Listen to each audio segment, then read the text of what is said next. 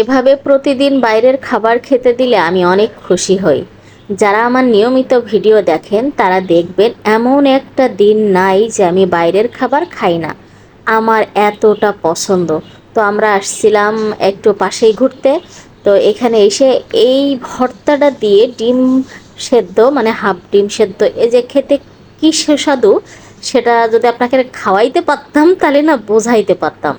তো কোয়েল পাখির ডিম নিয়েছি আর হাঁসের ডিম নিয়েছি। কোয়েল পাখির ডিম 5টা আর হাঁসের ডিম একটা নিয়ে আমরা খেয়ে নিচ্ছি। অনেক টেস্টি একটা খাবার, বিশ্বাস করেন। মানে ওরা কী দেই ভর্তাটা করে জানি না, ওইটাদের ডিম সেই মজা লাগে। যাই হোক, এখানে সব আমের ভ্যান, মানে সব আম বিক্রি করতেছে সিরিয়াল দিয়ে রাস্তা দিয়ে। তো আমরা আম কিনে নিলাম। এত আম দেখে আম নিলাম, বাসায় আম নেই। আর এইখানে আসলাম চটপটি খেতে। এইখানকার চটপটিটা একটু স্পেশাল, মানে অনেক ভালো লাগে। তাই আর দেরি না করে চলে আসলাম, কারণ বাইরের খাবার যতই খাই না কেন আমার মুখে কখনো না নেই। কখন না বলি জানেন? যখন আমার পেটে আর ধরে না। আর পেটে ধরা পর্যন্ত আমি কখনো না বলি না। তো আমার হাজব্যান্ড কখনো আমাকে এসব নিয়ে করে না, কত খাবা খাও, খাবা তো। তো এই দেখেন স্পেশাল সেই চটপটি চলে এসেছে। তো আমরা হাজব্যান্ড ওয়াইফ নিয়ে নিয়েছি। আমার মেয়ে তো আর এগুলো অত বেশি খাবে না, ওই কোনো রকম হয়তো 1-2 চামচ আমাদের থেকে খাবে। তো ও আবার বলছে আমি জুস খাবো, আমি এটা খাবো না। তো ওর জন্য আবার জুস অর্ডার দিয়েছি। তো দেখেন দেখতে কতটা লোভনীয়, সত্যি খেতেও অনেক মজার ছিল।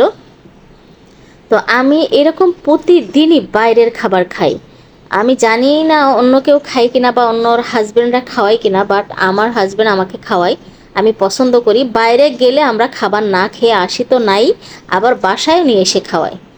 তো মেয়ের জুস এনে দিয়েছে, মেয়ে জুস খাচ্ছে আর আমরা হচ্ছে চটপটি খাচ্ছি। আমার কাছে বেশ ভালো লেগেছে। হয়তো অনেকে ভাববেন খোলা জায়গায় সেই, কোনো ব্যাপার না ভাই। খাবার তো খাবার, আমরা বাঙালি, আমাদের পেটে সব কিছু হজম হয়। আমরা মানে খেয়ে এমন অভ্যাস হয়ে গেছে, বাইরের যে কোনো জিনিস খেয়ে আমরা হজম করতে পারি। যাই হোক, আমরা বাসায় চলে এসেছি আর আমরা আবার একটু মাছ নিয়েছিলাম। এটা হচ্ছে লোটে মাছ। লোটে মাছটা আমার ভালো লাগে, তাই ওখানে পেয়েছিলাম। তো লোটে মাছ নিয়েছি আর সাথে হচ্ছে এই যে আম। এখন আমগুলো একটু দেখাই। এখানে আসলে ওই যে কি বলে যে ফজলি আম বলে, যেটা অনেক বড় সাইজ থাকে, দুইটাই 1-1 কেজি কেজি হয়েছে, ওটা নিয়েছি। টোটাল এখানে হচ্ছে 11 কেজি আম।